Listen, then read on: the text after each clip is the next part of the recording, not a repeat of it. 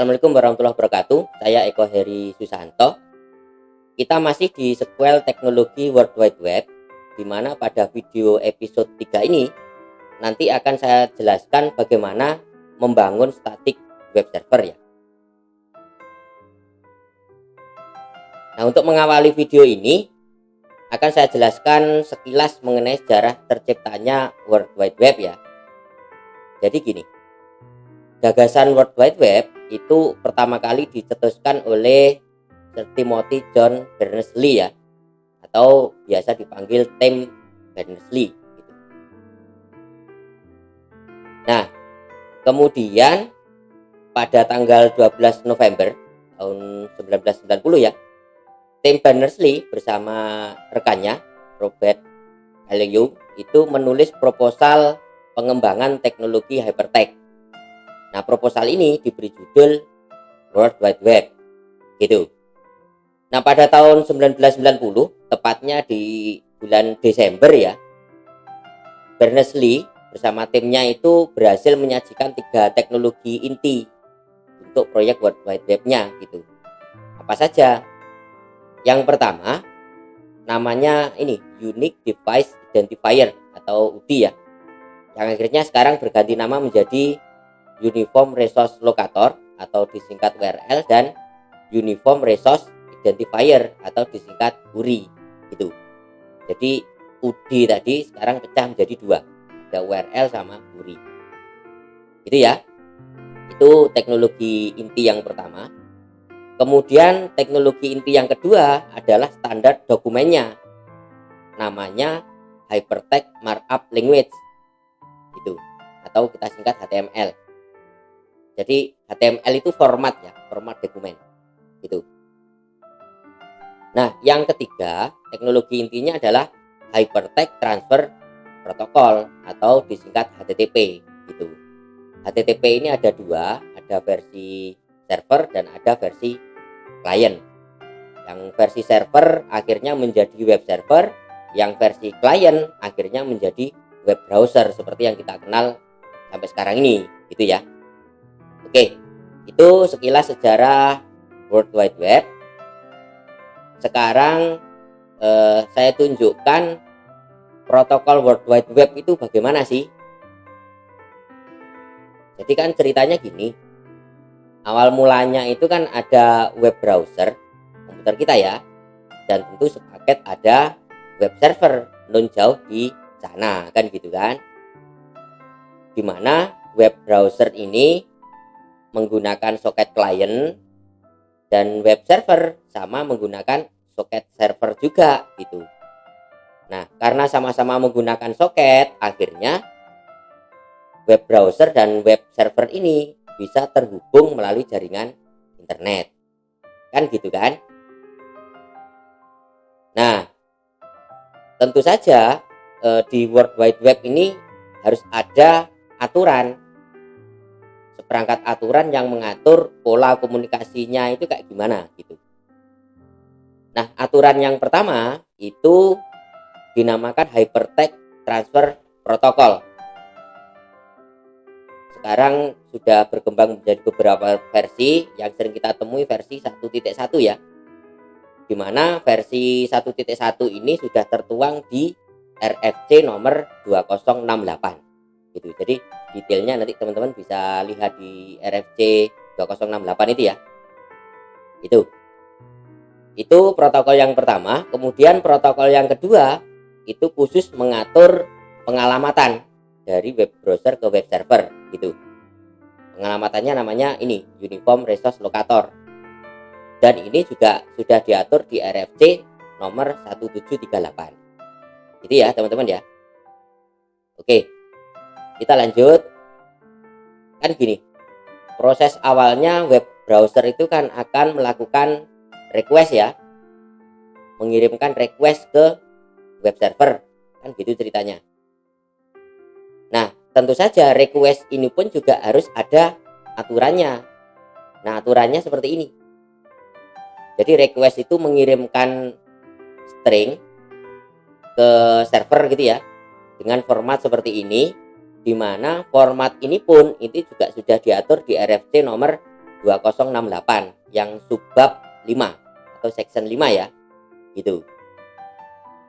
Nah, request ini nyampe di web server, lalu diproses sama web server ya. Hasil prosesnya kan dikirim balik berupa respons ke web browser kan gitu. Dimana respon ini pun juga harus ada aturannya gitu. Nah, aturan yang pertama untuk respons headernya.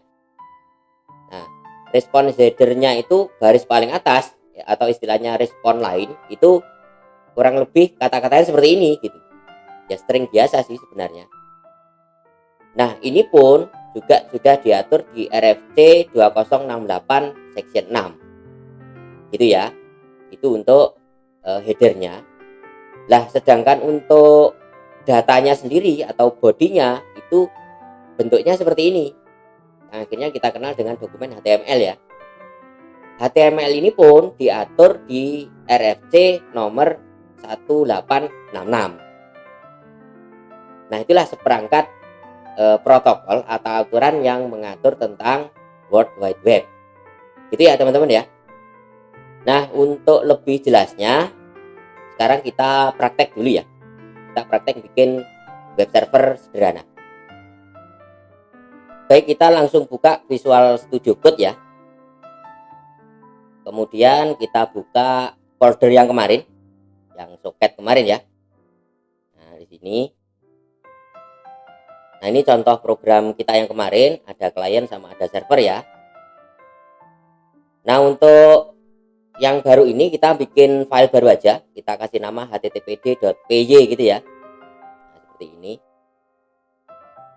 Nah, biar cepet nanti di scriptnya yang server kemarin kita copy aja, kemudian kita paste di httpd ini. Nah, gitu teman-teman. Oke, ini kita tutup aja. Nah, terus biar lebih efisien, nanti kita bikin definition aja di sini. Kita kasih nama dev TCP server gitu ya. Ini kita rapikan, tinggal tekan tab satu kali ya. Nah, kayak gini. Berarti ini sudah masuk bloknya dev TCP server. Oke. Lanjut, kita bikin mainnya gitu. Perintahnya gini. If underscore 2 kali ya. Name. Terus ini main gitu ya. Titik 2. Nah, TCP server kita panggil di sini. Udah gitu aja. Lalu jalankan harusnya sama dengan yang kemarin ya. Oke, selesai. Nah, sekarang kita fokus di responnya. Kan responnya kan nggak bisa gini lagi kan. Oke. Kita bikin dev handle request gitu ya. Nah, kayak gini. Kemudian detailnya kita bikin di bawahnya sini ya. Nah, kayak gini ya. Oke, kita bikin respon lainnya dulu. HTTP 1.1 200 oke. Jangan lupa enternya /r/n sesuai standar tadi ya. Kemudian kita bikin content type-nya. Kita bikin teks HTML aja. C-nya huruf besar ya. Teks/HTML. Terus jangan lupa enternya 2 kali. Nah, aturannya gitu kan. Kemudian kita bikin message body-nya.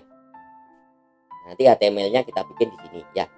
Sementara kita bikin string kayak gini. Tag pembukanya HTML, tag penutupnya HTML kayak gini. Terus kita bikin body.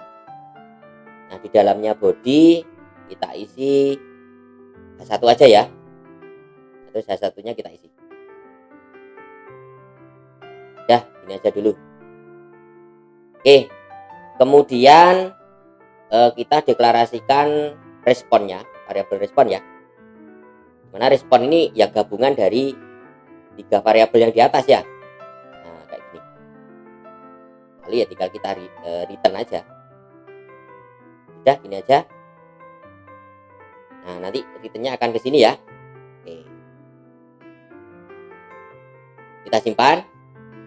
Terus kita tes. Kita buka terminal, lalu kita jalankan Pythonnya ya. Oke, enter. Nah, server sudah ready. Coba kita buka browser, localhost, portnya tadi 8080 ya. Nah, kayak gini ya. Nah, enter. Nah, kan muncul kan hello web server, sama dengan ini gitu. Oke, coba kita tambah stringnya, misalkan kita tambah p gitu. Nah, kita isi datanya ya. Nah, gini aja sudah. Terus kita simpan. Nah, tapi ini servernya harus di restart dulu, di break ya, Ctrl C, terus dijalankan lagi. Coba kita refresh. Nah, kan berubah kan ya. Nah, kayak gitu. Sederhananya kayak gitu. Oke. Nah, sekarang coba kita bikin HTML-nya itu terpisah. Jadi kita bikin foldernya dulu. Kita kasih nama html_doc gitu. Nah, di dalam folder ini kita bikin file baru namanya index.html. Kayak gini ya. Oke. Udah, kita buat HTML-nya di sini. Kita yang pakai HTML5 ini ya. Nah, kan sudah dibuatkan ya. Nah, tinggal kita ganti aja ini. Oke, detailnya kayak gitu. Kemudian kita bikin H1 ya. Nah, kita isi kayak gini aja. Terus apa lagi ya? Kita bikin H3. Nah, terus kita isi sembarang dah. Ini aja contohnya. Tambah lagi juga boleh. Kita tambah P. Terus kita isi datanya. Nah, kayak ginilah. Terus coba kita simpan. HTML-nya sudah selesai. Berarti kita fokus ke message body ini. Jadi kan harusnya ngambil file yang tadi kan ya. Berarti kita hapus aja ini. Nah, terus di atasnya ini kita deklarasikan open filenya. Caranya gini. Petik 2, kemudian petik 1. Nah, ini yang petik 1 kita isi R ya. R itu read only ya. Nah, kemudian yang petik 2 kita isi folder dan ini filenya. Berarti gini, html_docs slash ya index.html. Ini aja sih. Oke. Nah, terus message body-nya baru kita baca gitu, file read ya. Nah, kayak gitu. Tinggal kita close saja filenya. Nah, kayak gini ya. Oke, udah selesai. Nah, ini tetap nggak ada perubahan. Coba kita simpan. Terus ini kita stop dulu, Ctrl C, kemudian kita jalankan lagi. Oke, sudah jalan. Terus kita refresh. Nah, kan sudah berubah kan ya, mengikuti HTML-nya. Oke, coba HTML-nya kita tambah-tambah. Kita tambahi apa ya, P lagi lah misalkan. Terus kita isi kayak gini ya. Oke, jangan lupa kita simpan. Nggak perlu di restart ya, langsung kita refresh. Nah, kan ganti toh. Oke, kita sudah selesai praktek. Nah, ya tentu saja web server kita ini masih banyak kekurangannya ya. Contoh, web server kita kan belum bisa melayani hyperlink ya. Jadi kalau ada hyperlink itu belum bisa jalan. Itu yang pertama. Kemudian web server kita ini juga belum bisa melayani pengiriman data berupa gambar, CSS, JS, dan lain sebagainya. Nah, untuk lebih lengkapnya nanti akan saya sajikan di video episode 4 ya. Jadi kekurangan-kekurangannya akan kita bahas di situ. Saya kira cukup. Terima kasih atas perhatiannya. Saya akhiri. Wassalamualaikum warahmatullahi wabarakatuh.